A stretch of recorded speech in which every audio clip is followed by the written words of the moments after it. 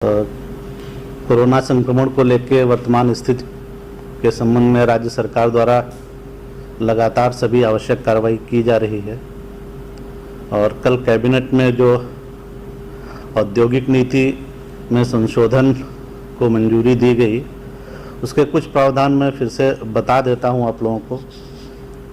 इसको Bihar industrial investment promotion policy 2016 में ये संशोधन किए गए हैं और मुख्य रूप से इनका उद्देश्य है कि इन्वेस्टमेंट भी आए और बाहर से जो बहुत सारे हमारे श्रमिक भाई लोग आए हैं उनको ज़्यादा से ज़्यादा रोज़गार मिल पाए और जो यहाँ लोग भी हैं उनको भी रोज़गार मिले। इसके जो मुख्य प्रावधान, एक तो इसका एक्सटेंशन कर दिया गया है संशोधन करके 5 साल तक और इसकी वैलिडिटी अब रहेगी 31/3/2025 तक। तो इसको एक लॉन्ग पीरियड के लिए इसकी वैलिडिटी को बढ़ाया गया है। इसमें बहुत सारे क्षेत्रों को प्रायोरिटी सेक्टर में इंक्लूड किया गया है, तो हम लोग इसका पूरा डिटेल आपको ग्रुप में दे देंगे। और इसके अलावा बहुत सारे लोग जो आए हैं, क्योंकि उनका स्किल सर्वे कराया गया था और बहुत तरह के जो स्किल हैं उनमें वो लोग दक्ष हैं, तो यहीं पर वो उनसे संबंधित अगर कोई इकाई स्थापित हो पाती है तो ये बहुत अच्छा रहेगा। और इसी को ध्यान में रखते हुए ये पॉलिसी निरूपित की गई है, इसमें संशोधन जो है वो किया गया है। तो एक तो इसमें अगर कोई बाहर यूनिट थी उसको यहाँ पर ट्रांसफ़र किया जाता है तो उसकी मशीनरी उपकरण वगैरह के ट्रांसफ़र में जो भी कॉस्ट आएगी उसका 80% राज्य सरकार वहन करेगी। इसके अलावा कच्चे माल के भी परिवहन में जो कॉस्ट आएगी उसका भी 80% राज्य सरकार वहन करेगी। अगर यहाँ वो लोग लाते हैं, क्योंकि उनके लिए मैन पावर यहाँ पर अवेलेबल है, तो ये एक अच्छी अपॉर्चुनिटी होगी हम लोगों के लिए और यहाँ पर इकाइयाँ आसानी से स्थापित हो सकेंगी। इसके अलावा ये जो प्रोत्साहन पैकेज बेसिकली इसको कहा जा रहा है, जो बाहर से लोग इकाइयाँ स्थापित करने आएंगे तो 1 साल के लिए ये वैलिड रहेगा। और इसके अलावा डिस्ट्रिक्ट्स में अब काफ़ी फ्रीडम दी गई है जिला पदाधिकारियों को, और ज़िले में जहाँ ये लोग आए हैं तो वहाँ पर भी क्लस्टर अप्रोच अपना के इंडस्ट्रीज़ को या इकाइयों को स्थापित किया जा सकता है उनकी स्किल के हिसाब से। और प्रत्येक ज़िले को इसके लिए एक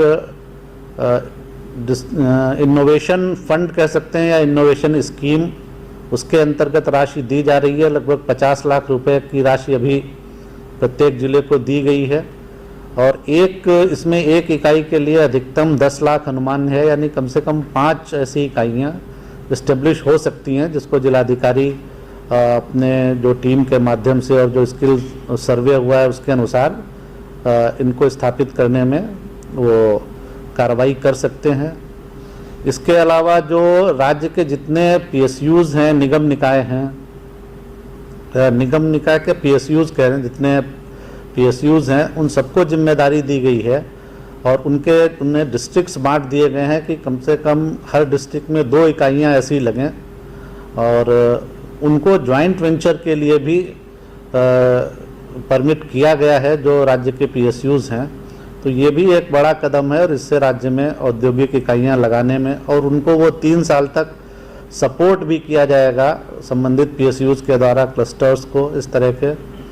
तो ये काफ़ी प्रयास किया गया है इस बार इस औद्योगिक नीति में कि जो ट्रांसफ़र होकर भी अगर कोई उद्योग यहाँ उनको आना है तो वो भी आ सकते हैं और यहीं पर जो श्रमिक हैं अगर आपस में भी मिल के अगर वो कोई इकाई स्थापित करना चाहते हैं जिस स्किल में वो दक्ष हैं तो उनको भी सुविधा मिले। तो ये एक महत्वपूर्ण था जो मुझे बताना था आपको।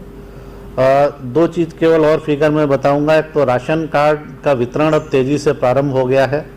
अभी तक 22,44,000 से कुछ अधिक राशन कार्डों का जनरेशन हो चुका है और वितरण जो है वो 1,03,505 कार्ड्स। तो कल तक 14,500 का जो वितरण हुआ था, अब इसने गति पकड़ ली है और 1,03,000 से अधिक राशन कार्डों का वितरण कर लिया गया है। और जैसा मैंने बताया कि 15 जुलाई तक लक्ष्य है विभाग का कि इस वितरण कार्य को पूर्ण कर लिया जाए। और जो एम्प्लॉयमेंट जनरेशन है उसके अंतर्गत 4,73,000 से अधिक स्कीम्स जो लॉकडाउन के बाद ली गई हैं अभी तक, उनके अंतर्गत 8,62,00,000 से अधिक मानव दिवसों का सृजन किया गया है। तो रोजगार सृजन पर लगातार अनुश्रवण किया जा रहा है जो संबंधित विभाग हैं, और एक टेंटेटिव फिगर है जो हम लोग आपको बताते हैं।